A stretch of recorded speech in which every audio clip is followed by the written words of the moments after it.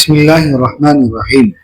فصل 33ویں آپ صلی اللہ علیہ وسلم کے بعض لوازم عبدیت کے بیان میں جو کہ آپ کے مراتب علیہ سے ہیں۔ جاننا چاہیے کہ آپ کے تمام کمالات کا مدار دو وصف پر ہے، عبدیت و رسالت، جن پر جا بجا آیات و احادیث میں تنصیص کی گئی ہے، اور نماز میں جو تشہد تعلیم کیا گیا ہے اس میں بھی یہ دونوں کو جمع فرما دیا گیا ہے۔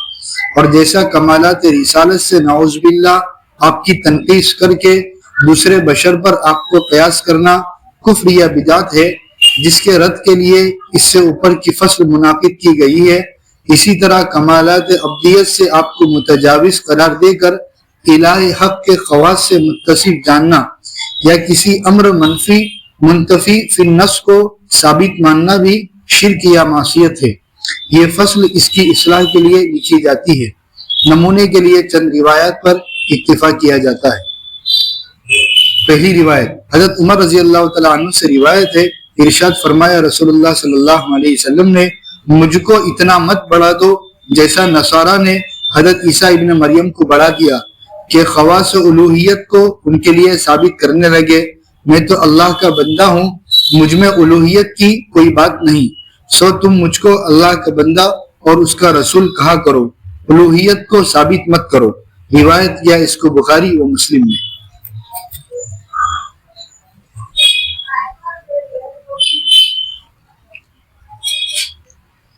بسم اللہ الرحمن الرحیم، الحمدللہ رب العالمین والصلاة والسلام علی سید الانبیاء والمرسلین محمد وآلہ وصحبہ اجمعین، اما بعد۔ گزشتہ کل بتایا تھا کہ عبدیت یہ بہت ہی اونچی چیز ہے۔ آدمی اپنے آپ کو ایک غلام سمجھے، اپنے آپ کو محتاج سمجھے، اپنے آپ کو اللہ تبارک و تعالی کا محتاج سمجھے، تو یہ جو سمجھنا ہے یہ اللہ تبارک و تعالی کے ہاں اس کے لیے بہت ہی اونچی چیز ہے۔ اللہ جل جلالہ کے یہاں صرف کبریائی ہے۔ اللہ اکبر۔ ہر چیز میں کبریائی اللہ تبارک و تعالیٰ کو ہے۔ اس وجہ سے اگر کوئی آدمی اللہ تبارک و تعالیٰ کے ساتھ کبریائی میں شرکت کرتا ہے تو حدیث میں بتایا گیا کبریا اور ردائی، کبریا میری رضا ہے، جو اس میں بتائے گا ہم اس کو نکالیں گے۔ اس وجہ سے کبر اور تکبر جو ہے وہ آدمی کو چاہے کتنا اونچا ہو، لیکن کبر اور تکبر کی وجہ سے وہ انتہائی درجے کا نیچا اور انتہائی درجے کا ذلیل ہو جاتا ہے۔ چاہے تو شیطان کی حالات کو تم دیکھ لو، سوچ لو۔ اس کے مقابلے میں ایک عبدیت ہے کہ آدمی ہر طرح سے اپنے آپ کو اللہ تبارک و تعالیٰ کا محتاج سمجھے، اللہ تبارک و تعالیٰ کا کیا ہے، اللہ تبارک کے سامنے وہ ہر وقت اپنا ہاتھ پھیلائے ہوئے ہوں۔ تو یہ عبدیت اللہ تبارک و تعالیٰ کو بہت زیادہ پسندیدہ ہے، جس کو آسان لفظوں میں ہم تواضع اور عاجزی بھی کہہ سکتے ہیں۔ یہ اللہ تبارک و تعالیٰ کو بہت زیادہ پسند ہے۔ حضرت شیخ نوار اللہ مرکزو فرمایا کرتے تھے کہ جو چیز جس کے یہاں نہیں ہوتی اس جگہ پر اس کی قیمت بہت ہوتی ہے۔ فرمایا کرتے تھے کہ تبلیغی جماعت جاتی ہے، وہ افغانستان وغیرہ جاتی ہے، تو وہاں افغانستان میں صبح کو بھی بادام وغیرہ کا ناشتہ ملتا ہے، بادام کی وہاں کوئی قدر و قیمت نہیں، اور ہمارے یہاں چونکہ یہ نہیں ہوتی اس وجہ سے اس کی قیمت بہت مہنگی ہے، بہت ہی مشکل سے ہر ایک کو ملتی ہے۔ تو اسی طریقے سے اللہ تبارک و تعالیٰ کے یہاں کبریائی ہے، بڑائی ہے۔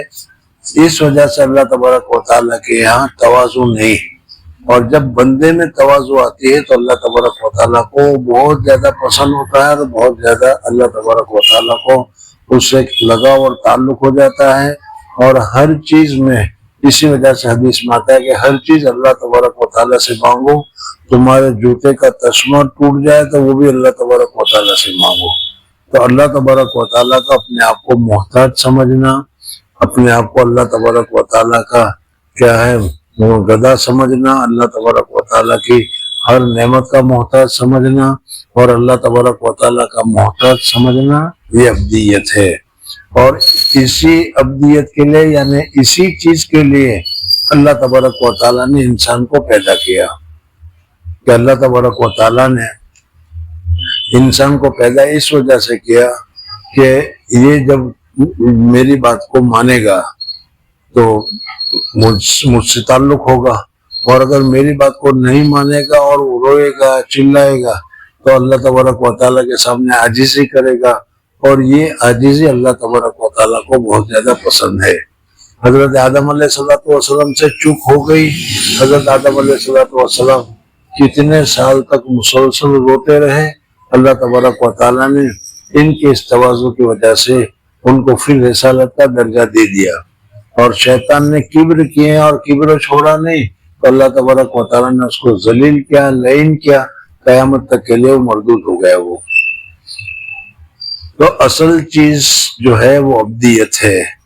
اب یہ حضور اکرم صلی اللہ علیہ وسلم کو اللہ تبارک و تعالیٰ نے بہت ساری نعمتوں سے، بہت ساری بزرگیوں سے، بہت ساری چیزوں اللہ تبارک و تعالیٰ نے حضور اکرم صلی اللہ علیہ وسلم کو نوازا ہے، اور اس نوازنے کی جو تفصیلات تمہارے سامنے گزری اس میں حضور اکرم صلی اللہ علیہ وسلم نبوت کے اعتبار سے، اللہ تبارک و تعالیٰ کی محبت کے اعتبار سے، دنیا کے اعتبار سے، آخرت کے اعتبار سے، سوال جواب کے میدان کے اعتبار سے، جنت کے اعتبار سے، بلکہ جنت میں بھی سب سے اونچا درجہ اللہ تبارک و تعالیٰ نے حضرت حضور اکرم صلی اللہ علیہ وسلم کو عطا فرمایا ہے۔ اب حضور اکرم صلی اللہ علیہ وسلم فرماتے ہیں کہ ہمیں انزل الناس منازلہم، ہر ایک آدمی کو ان کے درجے پر رکھنا چاہیے، اس درجے سے زیادہ اس کو بڑھانا نہیں چاہیے۔ تعریف میں بھی اور مدح کرنے میں بھی اللہ تبارک و تعالیٰ نے بتایا کہ کسی کی تعریف کرو تو آنکھیں بند کر کے ان کو کیا ہے بہت ہی اونچے درجے پر پہنچا دو گے۔ تو حضور صلی اللہ علیہ وسلم نے فرمایا کہ تم نے اس کی کمر توڑ دی، یعنی اگر وہ سمجھے گا کہ میں کچھ ہوں اور میں کچھ ہوں سمجھنا یہ کبر کی علامت ہے، اور یہ اس کی کمر توڑ دے گا۔ اس وجہ سے ہر ایک کسی کی بھی تعریف کرو تو وہ تعریف حد سے زیادہ نہیں ہونی چاہیے۔ اللہ جل جلالہ نے مثالیں بھی بہت ساری بتائی، قرآن پاک میں بھی ایسے بھی اللہ تبارک و تعالیٰ نے حضرت عیسیٰ علیہ السلام کو پیدا کیا، اور عیسیٰ علیہ السلام کو اپنی قدرت کاملہ سے پیدا کیا، اور بہت ساری بزرگی عطا فرمائی حضرت عیسیٰ علیہ السلام کو۔ لیکن ان کے جو ماننے والے تھے، ان کے ماننے والوں نے حضور اکرم صلی اللہ حضرت عیسیٰ علیہ السلام کو حضرت عیسیٰ علیہ السلام کی محبت میں آ کر اتنے اونچے درجے پر لے جا کر بٹھا دیا کہ جتنے اونچے درجے پر ان کو بٹھانا نہیں چاہیے تھا، یعنی اللہ جل جلالہ و من والوں کا بیٹا قرار دے دیا، اللہ تبارک و تعالیٰ کا جوز قرار دے دیا۔ سمجھ میں آ گیا؟ حالانکہ اللہ جل جلالہ وہ اپنی ذات کے اعتبار سے اور ہیں، ہم اپنی ذات کے اعتبار سے اور ہیں۔ تو اس وجہ سے حضور صلی اللہ علیہ وسلم فرماتے ہیں کہ جس طریقے سے حضرت عیسیٰ علیہ السلام نے محبت میں آ کر مجھ کو ایک دم آگے، ان کو حضرت عیسیٰ علیہ السلام کو آگے بڑھا دیا، اس طریقے سے تم مجھے نہ بتاؤ۔ کیا حدیث پڑھی؟ حضور صلی اللہ علیہ وسلم نے فرمایا مجھ کو اتنا مت بڑھا دو جیسا نصارہ نے حضرت عیسیٰ ابن مریم کو بڑھا دیا کہ خواص الوہیت کو ان کے لیے ثابت کرنے لگے۔ یعنی خواص الوہیت، اللہ تبارک و تعالیٰ کی الہ ہونے کی جو خاصیتیں ہیں، الہ ہونے کی جو طاقتیں ہیں، اللہ تعالیٰ جس طریقے سے مردے کو زندہ کرتے ہیں، حضرت عیسیٰ علیہ السلام بھی مردے کو زندہ کرتے ہیں، حضرت عیسیٰ علیہ السلام بیماریوں کو دور کر دیتے ہیں، حضرت عیسیٰ علیہ السلام بغیر باپ کے پیدا ہوئے تو یہ اللہ جل جلالہ ومن والہ کو نعوذ باللہ باپ قرار دے دیا۔ سمجھ میں آئے؟ تو حضور اکرم صلی اللہ علیہ وسلم نے فرمایا کہ مجھے اپنی حالت پر رہنے دو، انسان ہونے کے ناطے چاہے انسان کتنا ہی اونچا نہ ہو جائے، حضور اکرم صلی اللہ علیہ وسلم نے ابھی بتایا کہ ہر درجے میں، ہر جگہ میں، ہر چیز میں حضور اکرم صلی اللہ علیہ وسلم کا درجہ اونچا ہے۔ جنت میں بھی کل تمہارے سامنے حدیث آئی تھی، جنت میں بھی حضور صلی اللہ علیہ وسلم کا مقام اور حضور صلی اللہ علیہ وسلم کا درجہ اونچا ہے، اور اللہ تبارک و تعالیٰ کے یہاں بھی مقام محمود صرف ایک آدمی کو ملے گا اور وہ حضور صلی اللہ علیہ وسلم کو ہے۔ لیکن اس کے باوجود حضور صلی اللہ علیہ وسلم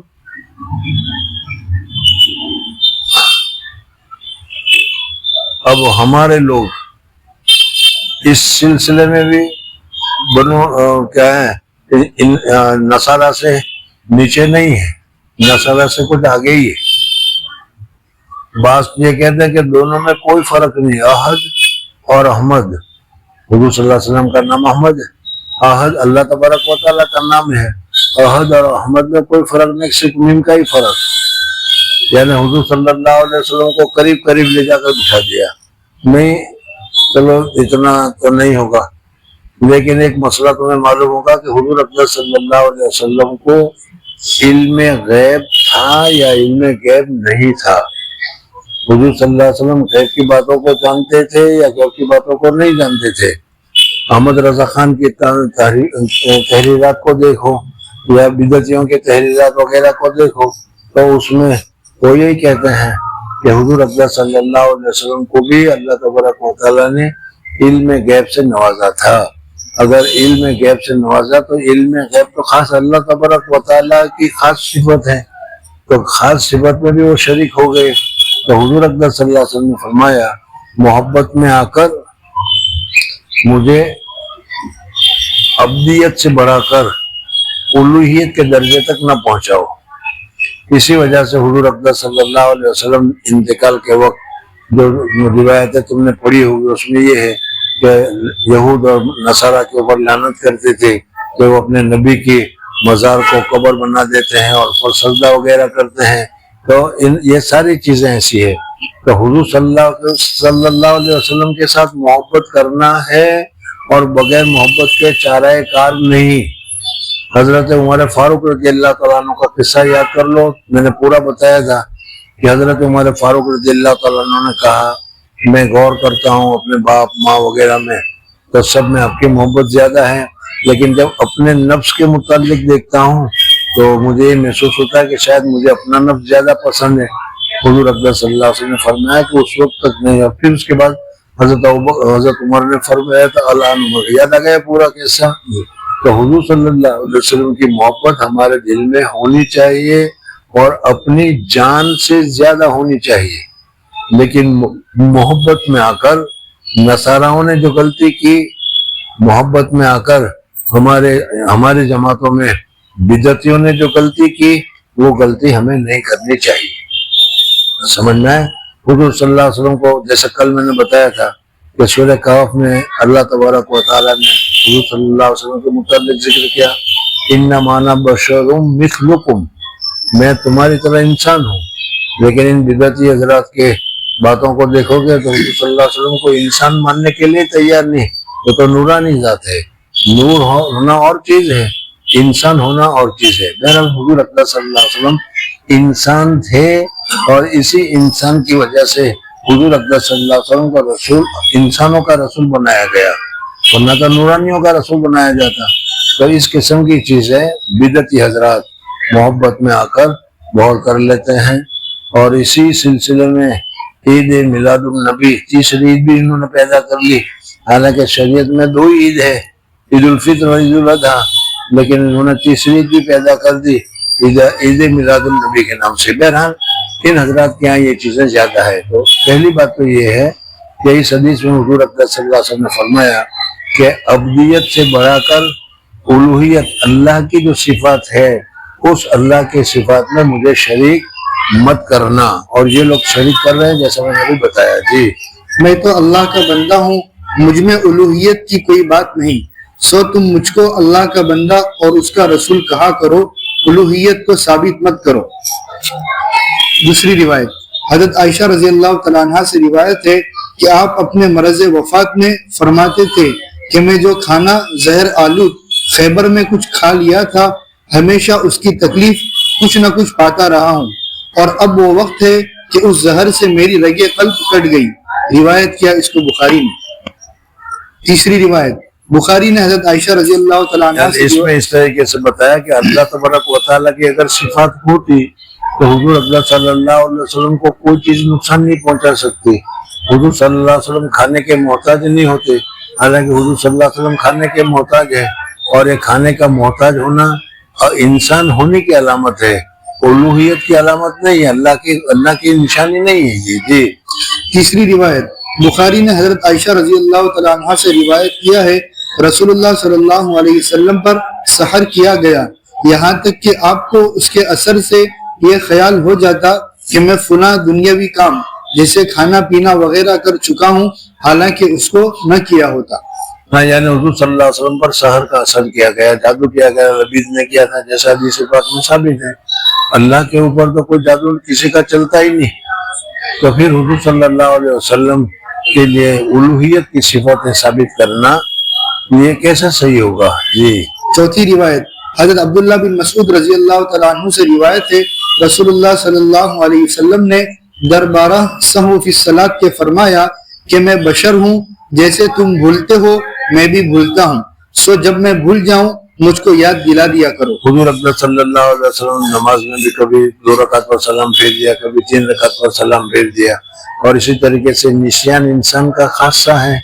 اول الناس اول الناسین، سب سے پہلا انسان حضرت آدم علیہ السلام، ان کو بھی بھول طاری ہوئی، تو یہ بھول تو انسان کا خاصہ ہے، اللہ تبارک و تعالیٰ کا تو خاصہ نہیں ہے۔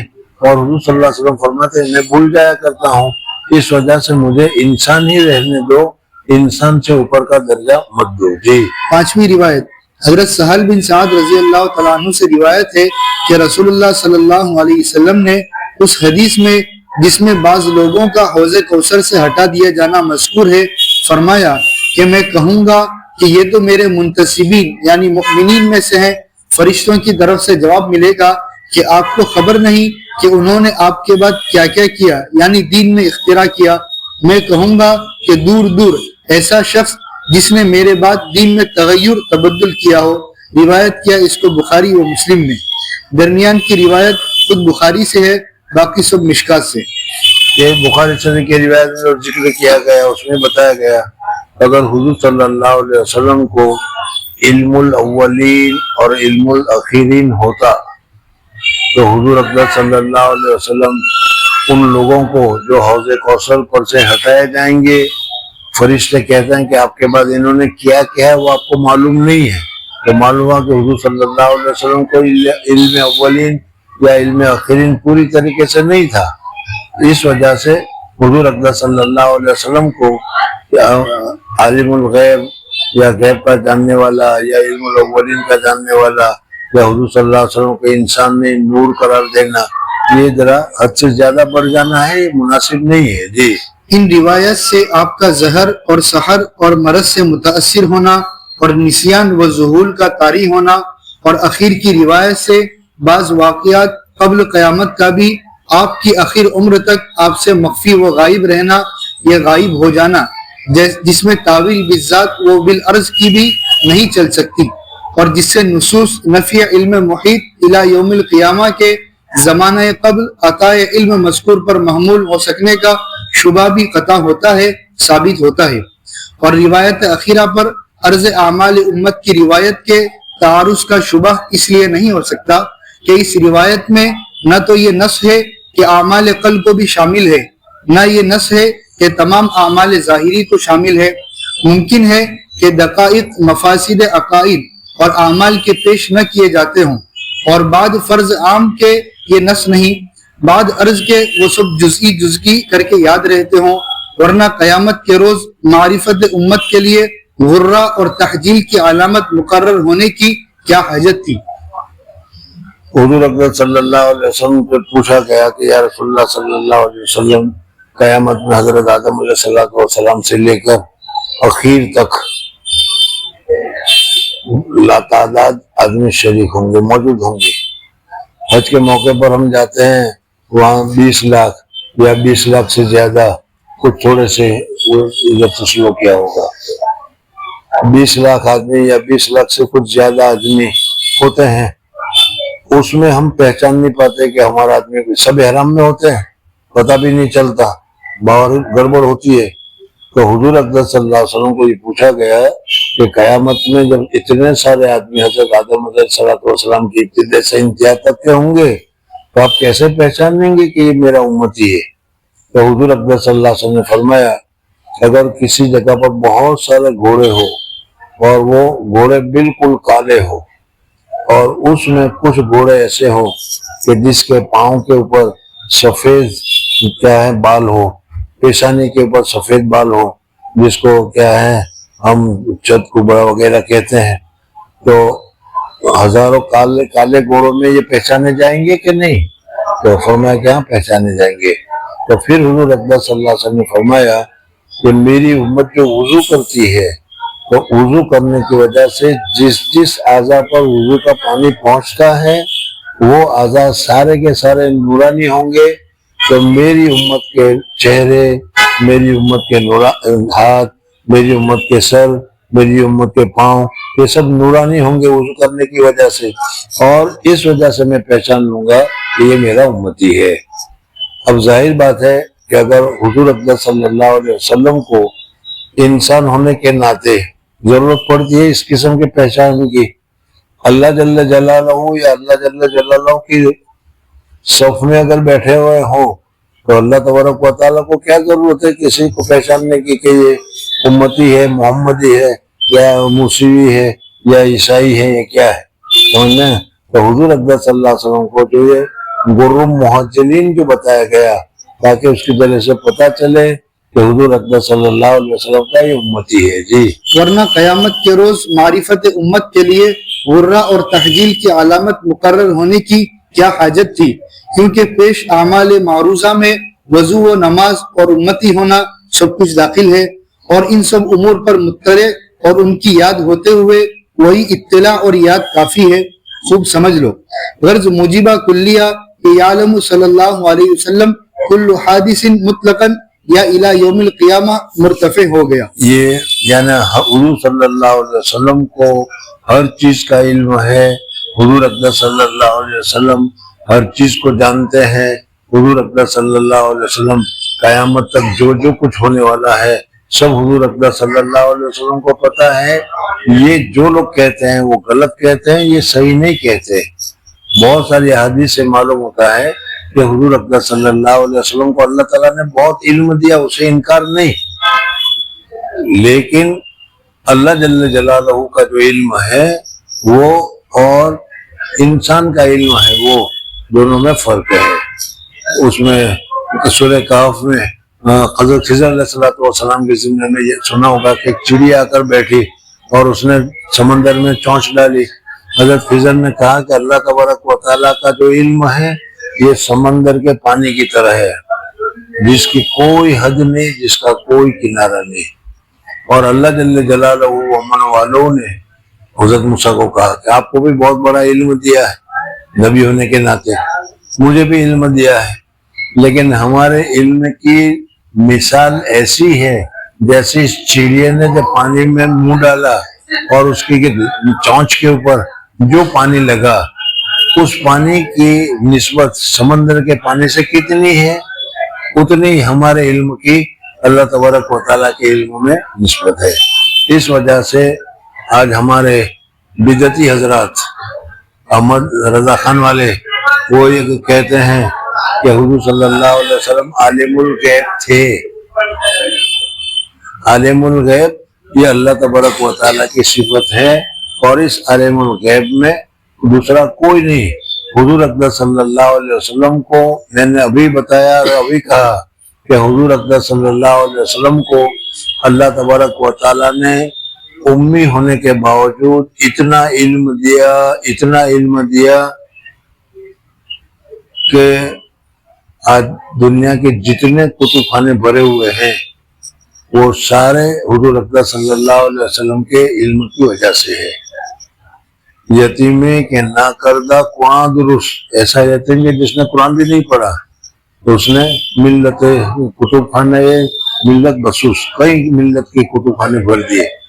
इसलिए पहली बात तो ये समझ लो कि हुजूर सल्लल्लाहु अलैहि वसल्लम के पास सारी मखलूक से ज्यादा अल्लाह तबारक व तआला ने इल्म दिया। हुजूर अकबर सल्लल्लाहु अलैहि वसल्लम का जितना इल्म किसी दूसरे इंसान का नहीं, लेकिन हुजूर अकबर सल्लल्लाहु अलैहि वसल्लम का इल्म अल्लाह तबारक व तआला के इल्म के मुकाबले में देखने जावे तो कुछ भी नहीं। अल्लाह तबारक व तआला इल्म के बहरे का खार है। हुजूर सल्लल्लाहु अलैहि वसल्लम को अल्लाह ताला ने बहुत इल्म दिया, लेकिन अल्लाह तबारक व तआला का इल्म اللہ تبارک و تعالیٰ کا علم ہے. اس وجہ سے جو چیزیں غیب کی ہے، اور بھی دلیلیں آ رہی لیکن ہو جائے گا.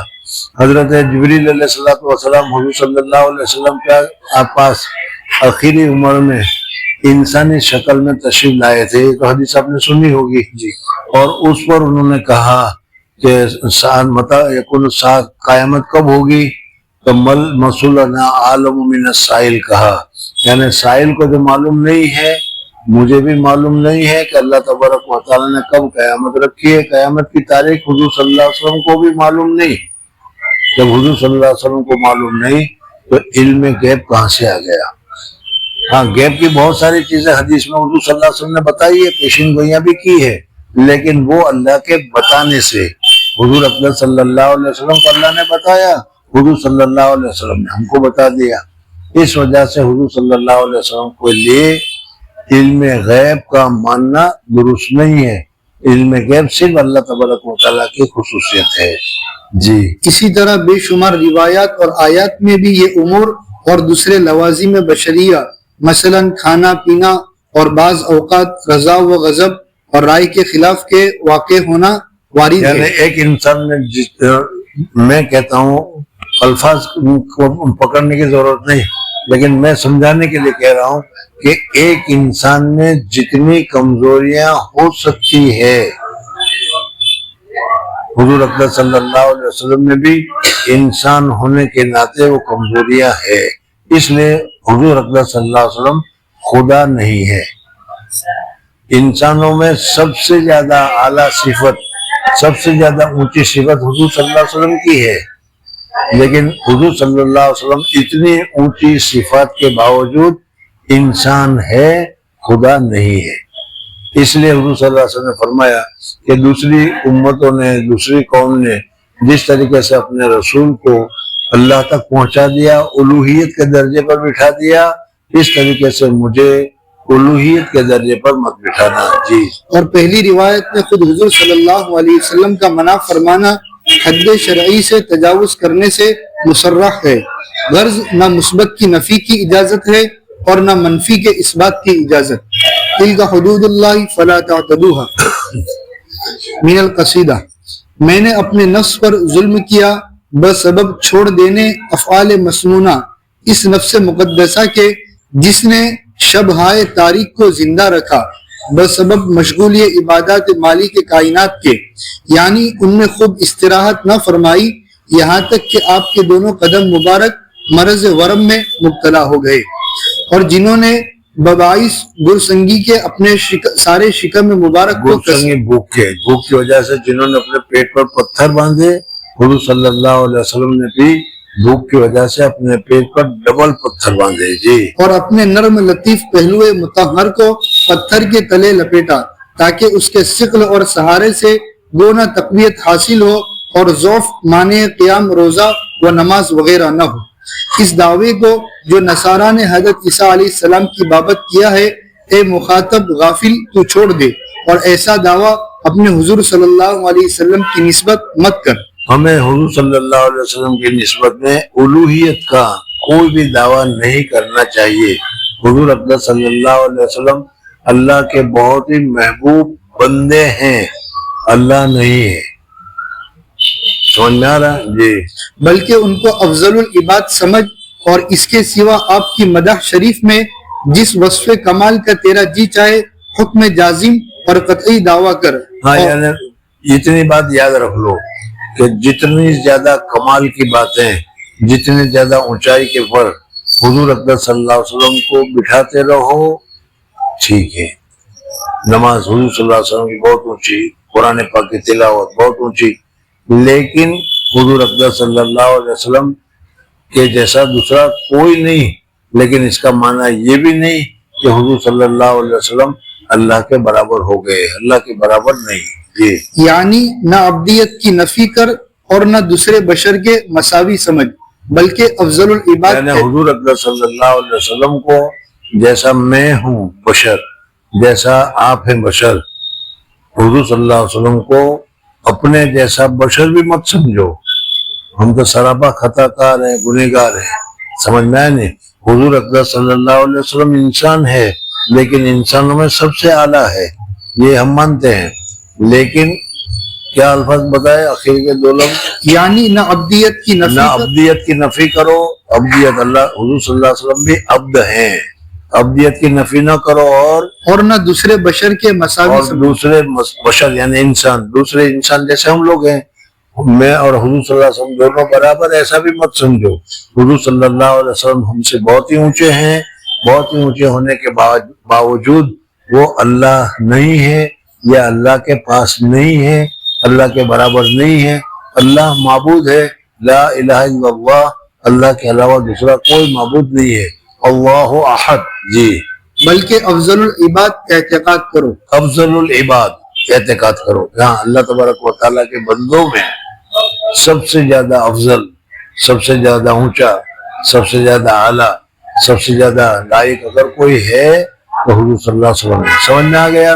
حضور صلی اللہ علیہ وسلم کی تنقیص کرنا، نیچے اترنا بھی جائز نہیں، حضور اکرم صلی اللہ علیہ وسلم کی ترقی میں اتنا ترقی کرنا کہ اللہ تک پہنچ جائے، یہ بھی جائز نہیں، یہ اصل مقصد ہے۔ جی، فصل 34ویں، آپ صلی اللہ علیہ وسلم کی شفقت میں امت کے ساتھ۔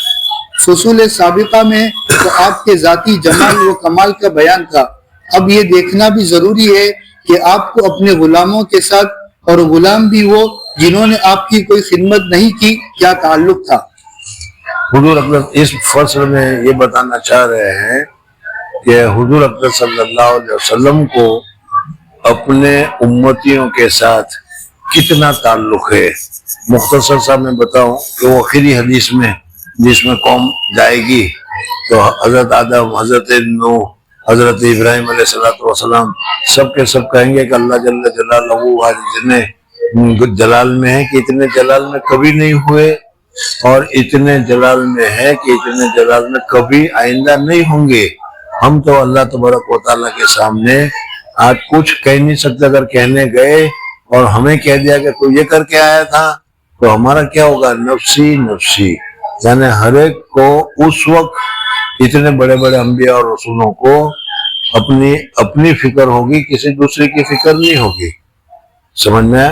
ایسے وقت میں حضور اکرم صلی اللہ علیہ وسلم کو اپنی امتیوں کی، اپنے لوگوں کی، یا دوسرے لفظوں میں کہوں اپنے غلاموں کی کتنی فکر ہوگی وہ تمہارے سامنے یہاں ذکر کر رہے ہیں۔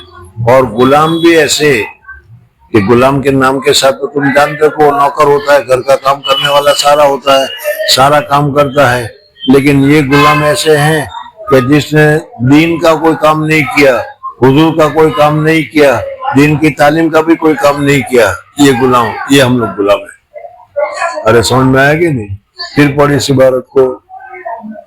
فصول سابقہ میں تو آپ کے ذاتی جمال و کمال کا بیان تھا، اب یہ دیکھنا بھی ضروری ہے کہ آپ کو اپنے غلاموں کے ساتھ، اور غلام بھی وہ جنہوں نے آپ کی کوئی خدمت نہیں کی، کیا تعلق تھا۔ 300 مرتبہ درود شریف پڑھنے کے لیے کہتے ہیں، 300 مرتبہ جن سے درود نہیں پڑھا جاتا کیسے غلام ہے یہ؟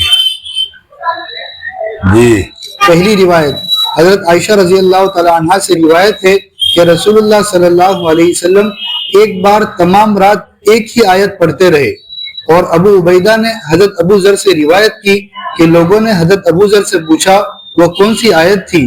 فرمایا یہ آیت تھی، ان تعذبہم فإنہم عبادک وَإِن تَغْفِرْ لَهُمْ فَإِنَّكَ أَنْتَ الْعَزِيزُ الْحَكِيمُ۔ یا اللہ تو اگر میری امت کو عذاب دے تو یہ تیرے بندے ہیں، تیرے غلام ہیں، اپنے آدمی کو جو سزا چاہے دے سکتے ہو، لیکن اگر آپ معاف کر دیں تو آپ عزیز الرحیم ہیں، آپ کریم ہیں، آپ معاف کرنے والے ہیں، آپ کے لیے زیادہ سزا۔ اسی آیت کو حضور صلی اللہ علیہ وسلم رات بھر پڑھتے رہے۔ جی، اس میں اپنی امت کے لیے دعا فرمائی جیسا کہ مضمون سے ظاہر ہے۔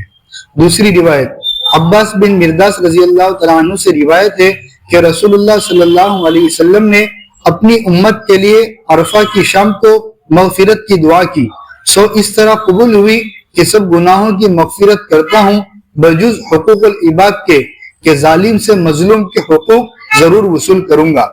آپ نے دعا کی کہ اے رب اگر آپ چاہیں حجۃ الوداع کے موقع پر حضور صلی اللہ علیہ وسلم نے دعا کی، ساری دعائیں قبول، سارے گناہ معاف، لیکن یہی ایک دوسرے کے جو حقوق ہم ادا نہیں کر رہے ہیں، اس کے پیسے لے لیے، اس کے پیسے مار لیے، اس کا گھر لے لیا، اس کی جگہ لے لی، اس کی غیبت کر لی، اس کو ٹپڑ مار لی، اس کے اوپر ظلم کر لیا، یہ اللہ تبارک و تعالیٰ معاف نہیں کریں گے، بلکہ پہلے حدیث بتائی تھی کہ اللہ تبارک و تعالیٰ جنتیوں کو بھی جنت کا پروانہ دے دیں گے، لیکن حوض اس کے اوپر پل صراط کے اوپر سب کو روک دیا جائے گا اور کہا جائے گا کہ اپنا میرا جو حق ہے اللہ کا حق، اللہ کا جو کہ نماز پڑھنے میں کوتاہی ہو گئی، روزہ رکھنے میں کوتاہی ہو گئی، اللہ تعالیٰ فرمائیں گے کہ مجھے اپنے حق کی ضرورت نہیں، مجھے ضرورت نہیں، وہ تو میں ویسے ہی تمہیں معاف کرتا ہوں، لیکن آپس میں ایک دوسرے محتاج ہو، لہذا جس کا حق دوسرے پر ہو وہ حق کو ادا کر لو، اور جب حق ادا ہو جائے گا تب جنت میں چلے جاؤ، وہاں تک جنت میں جانے کو نہیں ملے گا، سمجھ میں؟ خود حضور صلی اللہ علیہ وسلم نے ایک مرتبہ کہا کہ میں نے اگر کسی کو کوئی اذیت دی ہے تو مجھ سے وصول کر لے۔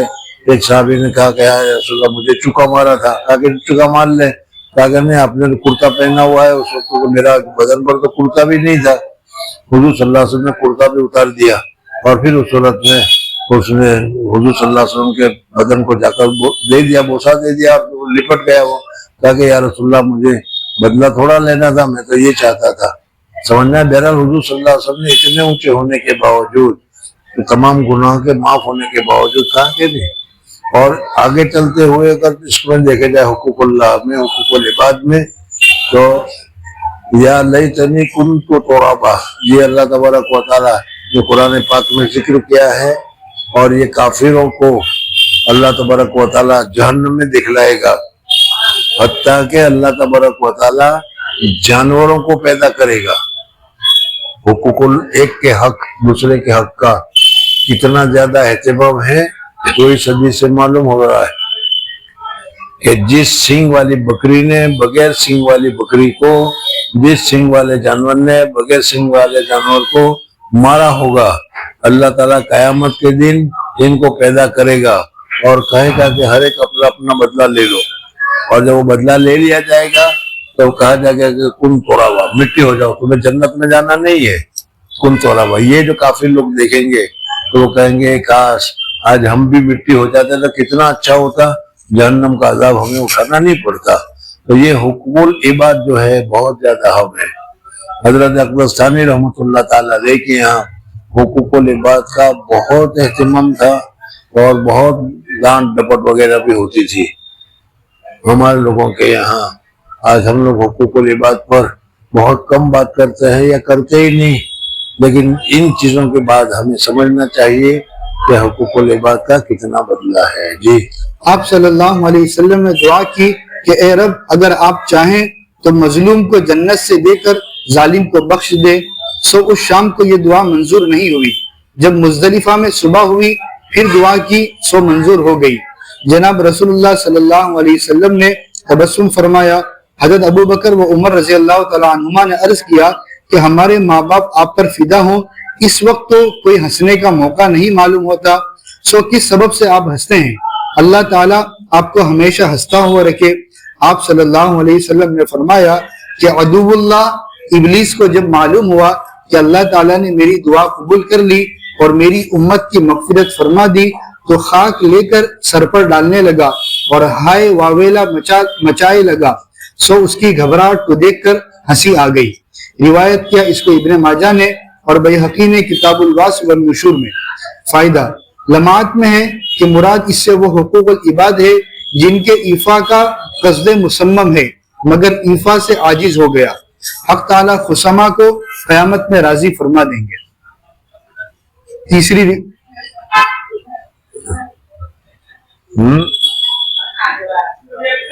لمحات میں ہے کہ مراد اس سے وہ حقوق العباد ہے۔ کیا مطلب اس کا؟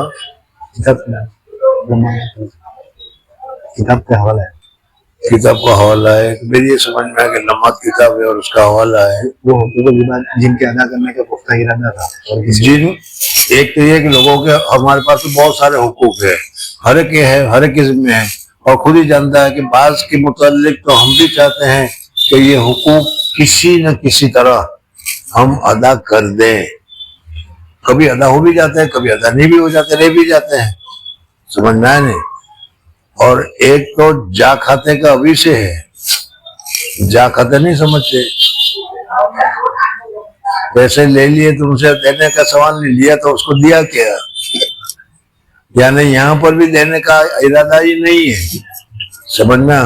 وہاں پھر اللہ تعالیٰ معاف نہیں کریں گے, وہاں کہے گا کہ نہیں تیرا تو وہاں بھی دینے کا ارادہ نہیں تھا, تمہارا تو دینے کا ارادہ تھا لیکن محنت کرنے کے باوجود تیرے پاس پیسے نہیں آئے, جا میں معاف کر دیتا ہوں, میں اپنی طرف سے دے رہا ہوں حضور صلی اللہ علیہ وسلم کی مزدلفہ کی دعا کی وجہ سے. میں سمجھاؤں ایسا ہے. پھر پڑھ. مراد اس سے وہ حقوق العباد ہے جن کے ایفا کا قصد مصمم ہے مگر ایفا سے عاجز ہو گیا. ایفا سے عاجز ہو گیا تو وہ اللہ تبارک حضور صلی اللہ علیہ وسلم کی دعا سے پڑھ. پھر رسول اللہ صلی اللہ علیہ وسلم نے دعا کی کہ اے رب اگر آپ چاہیں تو مظلوم کو جنت سے لے کر مظلوم کو جنت دے دے اور ظالم کو معاف کر دیجئے. مظلوم جس کا حق ہے اس کو جنت دے دیجئے, وہ بھی خوش, اور اس کو معاف کر دے یہ بھی خوش. تو پہلے تو دعا معاف نہیں ہوئی, لیکن مزدلفہ میں جا کر دعا معاف ہوئی صبح کے وقت. حضور صلی اللہ علیہ وسلم ہنس پڑے. حضرت ابوبکر حضرت عمر نے پوچھا کیوں ہنسے؟ اس وقت ہنسنے کا خاص کام تو تھا نہیں. تو کہا کہ ہنسنے کا کام تو نہیں تھا, لیکن ہوا یہ کہ میری دعا قبول نہیں ہوئی تھی. اب یہ جب دعا قبول ہو گئی اور وہ جب شیطان کو معلوم ہو گیا کہ یہ دعا قبول ہو گئی تو وہ بہت زیادہ اپنے اوپر مٹی ڈالنے لگا, افسوس کرنے لگا کہ اتنی ساری محنت کروائی میں نے کہ اس کو بھی میں جہنم میں لے جاؤں گا, لیکن وہ بھی چھوٹ گئے. تو مصنف رحمۃ اللہ علیہ فرماتے ہیں کہ بعض حضرت سمجھے ہیں ہم میں بھی کہ جا کھاتے گیا ہے جنوں نے وہ سب چلا جائے گا, نہ وہ نہیں, جس کا تم کو دینے کا عزم مصمم تھا, کوشش کرتے تھے لیکن کسی وجہ سے ادا نہیں کر سکے, اس کا ہی حکم ہے. غیبت کی بہت سے لوگوں کے یہ بھی تو حق ہے کہ نہیں, اور غیبت کی معافی ہم کراتے ہی نہیں. بچے آپ لوگوں کی بات نہیں کر رہا, ہم پڑھتے تھے اس زمانے میں, خراب تھے وہ, اور دیوبند وغیرہ میں ہوٹل میں کھایا کرتے تھے اور پھر رات کو بستر باندھ کے چلے جایا کرتے تھے. سمجھنا ہے نہیں, ہوتا ہے نہیں ایسے. یہ سارے کے سارے حقوق العباد ہے. جی اس سے وہ حقوق العباد ہے مراد ہیں جن کے ایفا کا قصد مصمم ہے مگر ایفا سے عاجز ہو گیا.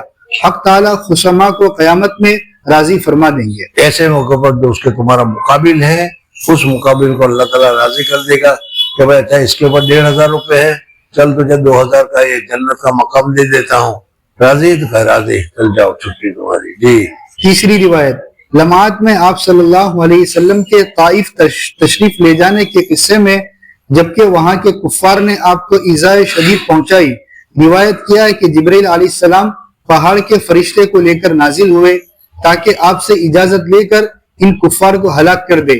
آپ نے اس فرشتے سے فرمایا نہیں, مجھ کو امید ہے کہ ان کی پشتوں سے ایسے لوگ پیدا ہوں گے جو اللہ تعالیٰ کا توحید کے ساتھ ذکر کریں گے. چوتھی روایت حضرت ابو ہریرہ رضی اللہ تعالیٰ عنہ سے روایت ہے کہ رسول اللہ صلی اللہ علیہ وسلم کو اپنی امت پر کتنا اعتماد, اس میں یہ حدیث ذکر کی جا رہی ہے. یعنی حضور صلی اللہ علیہ وسلم اپنی امت کے ساتھ کیسا برتاؤ رکھتے ہیں. حضور صلی اللہ علیہ وسلم اپنی امت کے ساتھ, جس امت نے جن غلاموں نے حضور صلی اللہ علیہ وسلم کی کوئی خدمت نہیں کی, کوئی کام نہیں کیا, ایسے کے ساتھ کیا تعلق رکھتا ہے, یہی حدیث چل رہی ہے.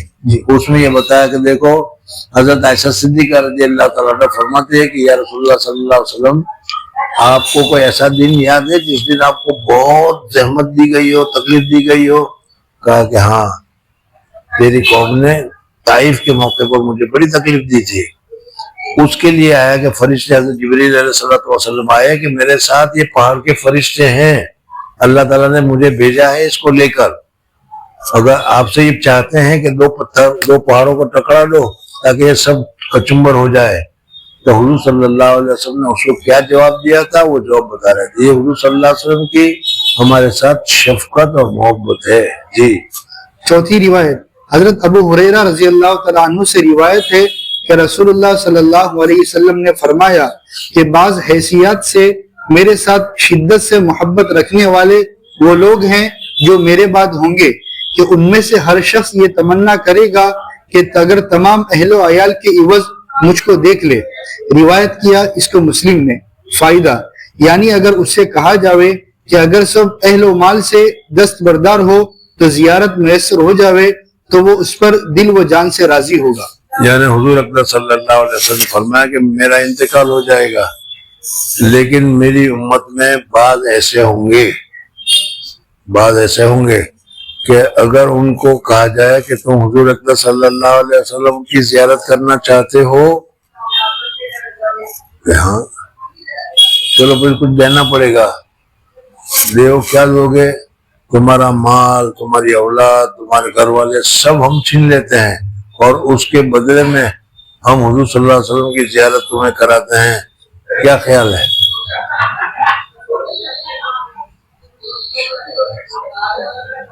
کیا خیال ہے؟ سمجھ میں آیا؟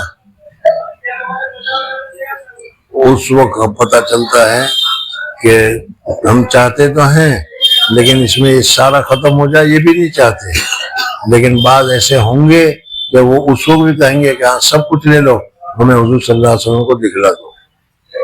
بلکہ میں نے بعض کتابوں میں پڑھا ہے کہ بزرگان دین کو موت اس وجہ سے زیادہ پسند ہے کہ مرنے کے بعد قبر میں سب سے پہلے حضور صلی اللہ علیہ وسلم کی زیارت ہوگی۔ جی۔ پانچویں روایت حضرت عائشہ رضی اللہ تعالیٰ عنہ سے روایت ہے کہ رسول اللہ صلی اللہ علیہ وسلم چوتھی روایت پڑھنے شاید تو بھی سجدہ تھا کہ پتہ نہیں۔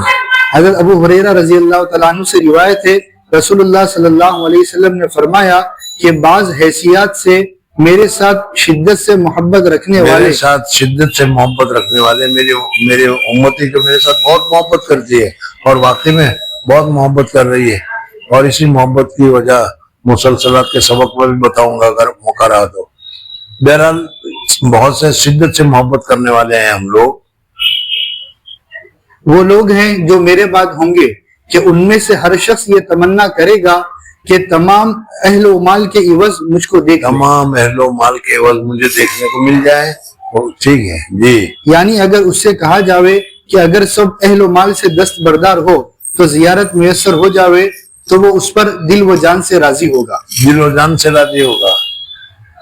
اب ہم خود ہی دیکھ لیں کہ واقعی ہم دل و جان سے راضی ہے کہ نہیں ہوتے۔ جی۔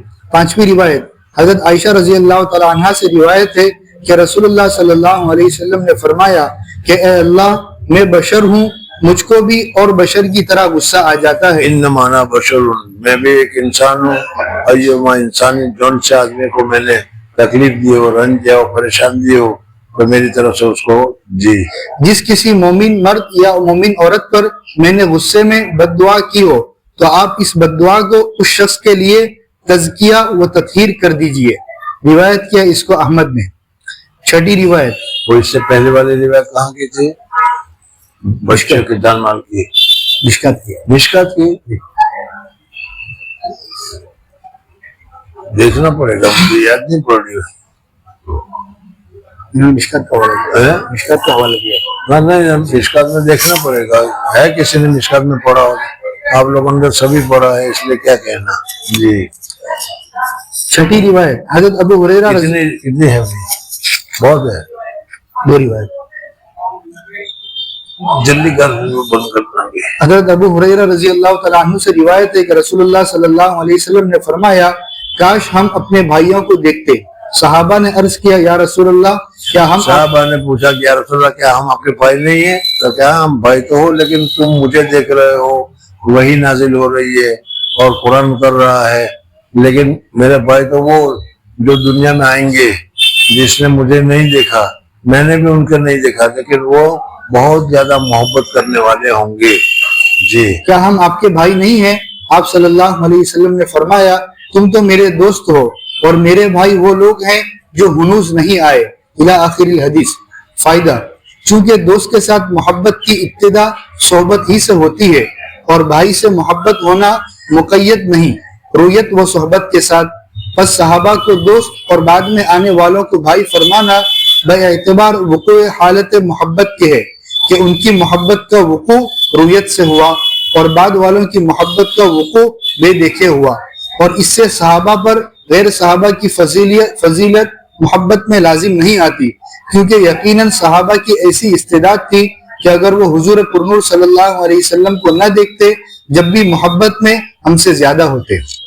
7ویں روایت حضرت ابو جمعہ سے روایت ہے کہ حضرت ابو عبیدہ بن جراح نے عرض کیا، یا رسول اللہ، کوئی ہم سے بھی بہتر ہے؟ ہم اسلام لائے اور جہاد کیا۔ آپ نے فرمایا، ہاں، ایک قوم ہے جو تمہارے بعد ہوں گے، مجھ پر ایمان لاویں گے اور مجھ کو دیکھا بھی نہ ہوگا۔ روایت کیا اس کا ہم نے حضور صلی اللہ علیہ وسلم کو دیکھا بھی نہیں اور حضور صلی اللہ علیہ وسلم پر ایمان بھی لے آئے۔ فائدہ، یہ بہتر ہونا کسی خاص عارض کی وجہ سے ہے، کسی صفت حقیقت کی وجہ سے نہیں۔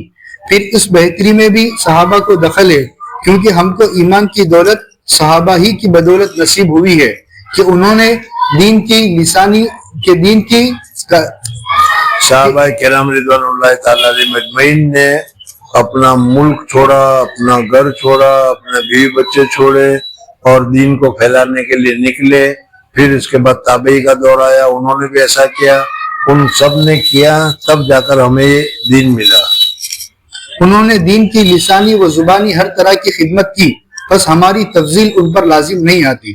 فائدہ، ان روایات میں بعض سے تمام امت اجابت پر کہ مؤمنین ہے اور بعض سے تمام امت دعوت پر کہ ان میں کفار بھی داخل ہیں، اور بعض سے امت کے دو قسمیں پہلے بھی بتایا تھا کہ جنہوں نے حضور صلی اللہ علیہ وسلم کی بات کو مان لی وہ امت اجابت ہے، اور جنہوں نے حضور صلی اللہ علیہ وسلم کی دعوت نہیں مانی وہ حضور صلی اللہ علیہ وسلم کے امتی تو ہے لیکن وہ امت دعویٰ ہے، یعنی حضور صلی اللہ علیہ وسلم نے ان کی طرف بھی رسول بنا کر بھیجے گئے ہیں لیکن انہوں نے حضور صلی اللہ علیہ وسلم کو رسول نہیں مانا۔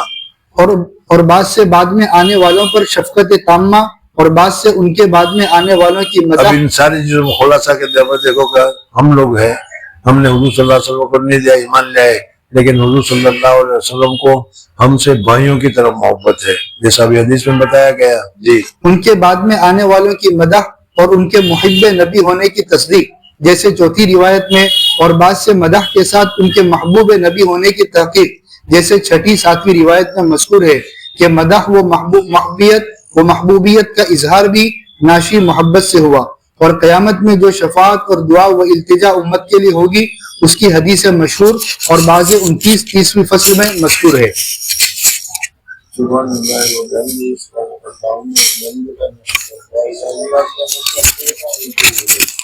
ان سب کا خلاصہ یہ ہے کہ اللہ تعالیٰ نے ہم کو بہت ہی اچھا رسول دیا ہے، بہت ہی اونچا رسول دیا ہے۔